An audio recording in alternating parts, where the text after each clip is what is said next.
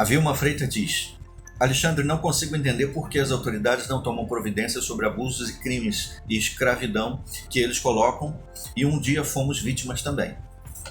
Então, Vilma, sobre os abusos que são crimes, como no caso de crianças, né, ou até de adultos, que são crimes mesmo, estupros e outras coisas mais, quando denunciados às autoridades, as autoridades tomam ações, tomam providência. Porém, muitas vezes, dentro do âmbito da organização, os irmãos são orientados pelo corpo governante a não processar um irmão, por exemplo, né? Nós não podemos processar um irmão, é bíblico e tal. Então, os irmãos ficam inibidos de fazer isso, até mesmo de abrir um boletim de ocorrência, fazer um boletim de ocorrência na delegacia contra alguém que está ameaçando. Alguns ficam com medo. Teve um caso desse, quando uma irmã enlouqueceu mesmo, até se separou do marido e estava ameaçando a vida dos parentes dela. Um deles perguntou aos anciãos se seria correto ele fazer um boletim de ocorrência. E aí um dos anciãos disse que não podia fazer isso porque era irmão, ela ainda era irmã na organização, e não podia fazer isso. E aí eu falei que isso é um atentado contra a vida dele, ameaçou de vida, a vida dele. É uma decisão dele com a família dele se ele faz ou não boletim. Mas se vocês têm dúvida, ligue para a Bethel e pergunta. E aí eles ligaram para a Bethel e aí mostraram o áudio, né? Passaram lá o áudio do irmão de Bethel respondendo exatamente a mesma coisa. É um assunto de decisão pessoal. Ou seja, em algumas outras áreas, né, a organização tem certos cuidados porque ela não quer ser processada. Entendeu?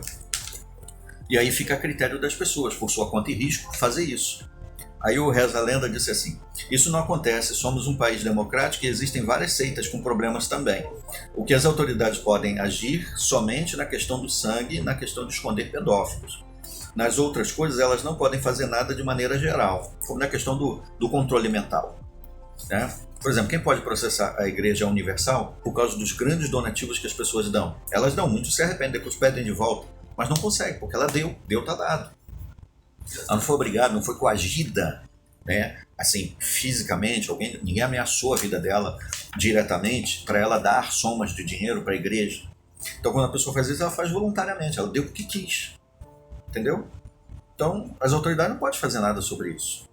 Da mesma forma, às vezes a pessoa abre uma contestação porque alguém sacou dinheiro da conta dela porque ela perdeu o cartão da conta junto com a senha anotada. Mas quem disse que ela deveria deixar a senha anotada junto com o cartão? Primeiro que senha é de propriedade particular, você não pode passar para ninguém, nem para parentes. Então, se alguém pegou o cartão e sacou usando a senha, ela não pode contestar nada. Deu para entender? É mais ou menos isso que acontece na organização. A pessoa está lá, trabalhou como pioneiro por 50 anos, nunca fez faculdade, nunca fez nada, ela fez porque ela quis. Entendeu? Infelizmente, né? Nós fomos manipulados, eu também sofri isso, né? Quase 30 anos na organização, nunca fiz faculdade, agora que eu estou fazendo. Mas já quase 50 anos de idade, 47. Então, o Reza a Lenda diz: agora, particularmente, se a pessoa foi prejudicada em qualquer sentido que ultrapassa o fórum espiritual, aí individualmente alguém poderá tomar alguma ação, mas a organização não incentiva. A melhor forma de combater essas heresias e prejuízos causados pela torre de vigia não é envolver as autoridades, e sim alertar as pessoas, como a gente está fazendo, né? Fazer vídeos como esses para ajudar os estudantes TJs. Fora isso, é só se proteger deles. Obrigado, Reza a Lenda, obrigado, Vilma. É por aí mesmo.